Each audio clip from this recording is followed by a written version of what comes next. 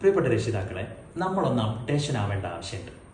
കാലഘട്ടത്തിനനുസരിച്ച് കുട്ടികൾ വളർന്നു വരുന്നുണ്ട്, ടെക്നോളജിയും വളരുന്നുണ്ട്. അതുകൊണ്ട് തന്നെ കുട്ടികൾക്ക് നമ്മളെക്കാളും ഒരുപാട് അപ്ഡേറ്റ് ആണ് അവർ.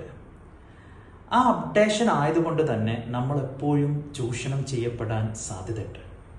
കാരണം മിക്ക രക്ഷിതാക്കൾക്കും മൊബൈൽ ഫോൺ കൃത്യമായ രീതിയിൽ കൈകാര്യം ചെയ്യാൻ അറിയില്ല.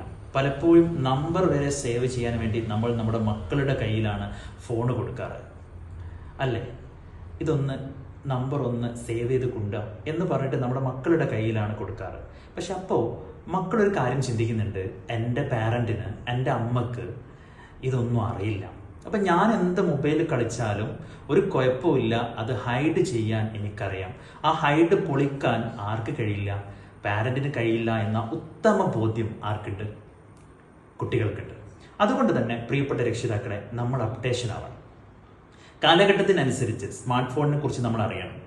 ഇപ്പോഴുള്ള കാലഘട്ടം എന്ന് പറയുന്നത് ആൽഫ ജനറേഷനാണ്. ആർട്ടിഫിഷ്യൽ ഇൻ്റലിജൻസിൻ്റെ ലോകമാണ്. ഇപ്പോഴുള്ള ജോലി സാധ്യതകളോ ഇപ്പോഴുള്ള ടെക്നോളജികളെ കുറിച്ചുള്ള അറിവുകളോ അല്ല അടുത്ത 5 വർഷത്തിന് ശേഷമോ 10 വർഷത്തിന് ശേഷമോ ഉണ്ടാവുക. അതുകൊണ്ട് തന്നെ നമ്മൾ ഒട്ടും പിന്നിലായിക്കൂടാ.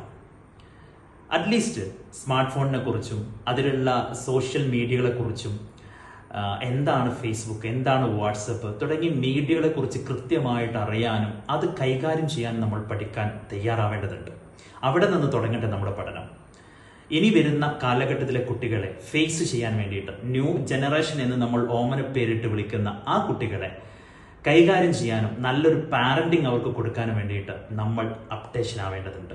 ആർട്ടിഫിഷ്യൽ ഇൻ്റലിജൻസിനെ കുറിച്ച് പഠിക്കേണ്ടതുണ്ട്. Okay, by.